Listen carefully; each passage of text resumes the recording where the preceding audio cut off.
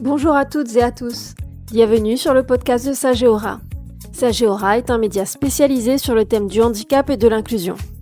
Découvrez l'actualité des politiques publiques, les enjeux du système d'accompagnement et les évolutions en matière d'accessibilité universelle. Sur son site, Sageora propose des contenus synthétiques gratuits pour mieux comprendre et accompagner. Vous pourrez retrouver le lien du site dans la description. Comment on fait pour qu'un élève en difficulté à l'école reçoive de l'aide vite, sans attendre des mois que la grosse machine administrative se mette en route? C'est un peu le défi de l'école inclusive, ça. Exactement. Et aujourd'hui, on va se pencher sur une solution qui monte en puissance. Les équipes mobiles d'appui à la scolarisation. Les fameuses EMAS. On prononce bien EMAS. Oui, c'est ça.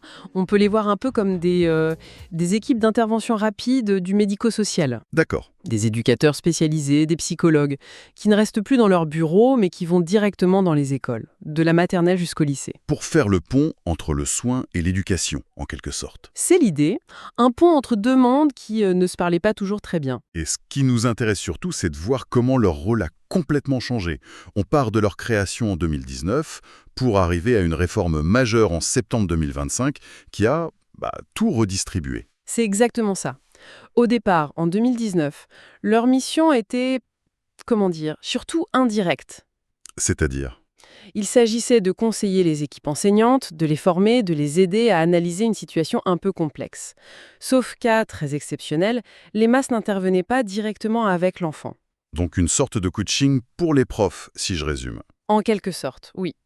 Mais avec une force de frappe préventive assez impressionnante. Ah oui. Ce qui est frappant dans les chiffres, c'est son rôle de détection précoce. Près de 40% de leurs interventions... 40%. Oui, 38% pour être exact, concernent des élèves qui n'ont aucune reconnaissance de handicap. Aucune notification de la MDPH. Donc, on agit bien en amont, avant même le diagnostic officiel. C'est de la pure prévention, pas de la réparation. Et leur réactivité est un atout majeur. Justement, on nous parle de ça. En Nouvelle-Aquitaine, 83% des demandes obtiennent une réponse en moins d'une semaine. Une semaine, oui. C'est quasi instantané dans le monde de l'éducation nationale. Mais ça veut dire quoi, une réponse?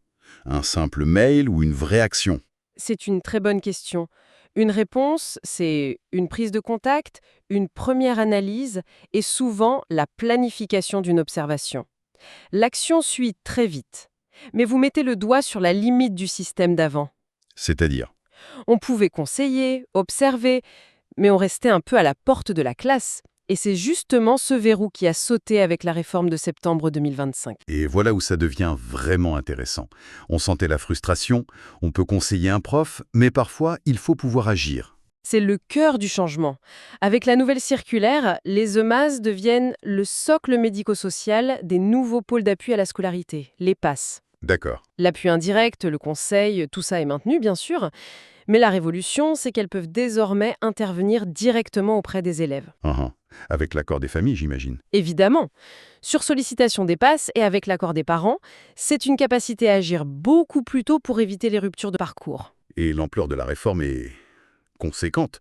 On parle d'un budget de 400 millions d'euros. Oui, dans le cadre du plan 50 000 solutions. Et surtout, chaque PAS intègre un éducateur spécialisé recruté via l'organisme qui porte les MAS. Attendez, ça c'est un changement énorme. On passe d'un service qu'on appelle à l'aide à un collègue quasi permanent. Absolument. Mais attention, il y a un truc à bien comprendre. Leur rôle reste complémentaire. C'est-à-dire qu'il ne remplace personne. Voilà. Les sources insistent beaucoup là-dessus. Les EMAS ne remplacent ni les ASH, ni les RASED, ni les autres professionnels. Ils apportent un autre regard, d'autres outils. Pour rendre l'environnement plus inclusif, pas juste pour réparer l'élève. C'est tout l'enjeu. Donc si on résume, on passe d'un dispositif d'appui ponctuel, un peu externe, à un acteur central, intégré, qui peut agir sur l'environnement et sur l'élève. Exactement. On passe d'un rôle d'appui à celui d'acteur intégré de l'école inclusive. Bien sûr, la grande question que ça soulève maintenant, c'est l'avenir. Oui, et le Conseil national consultatif des personnes handicapées a une crainte qui est assez légitime. Laquelle? En autorisant ces interventions directes, est-ce qu'on ne risque pas de transformer les EMAS en gestionnaires de crise au coup par coup, en pompiers de service, quoi? Et de perdre cette vision préventive, globale? C'est le risque. Ou alors, au contraire, est-ce qu'on tient enfin la clé pour que ce soit l'école elle-même, et pas seulement l'élève, qui devienne accessible à tous grâce à ce partage durable des compétences? La question reste ouverte. Si le podcast vous a plu, abonnez-vous et partagez-le. Sur son site, Sageora propose des contenus synthétiques gratuits pour mieux comprendre et accompagner. Vous pourrez retrouver le lien du site dans la description.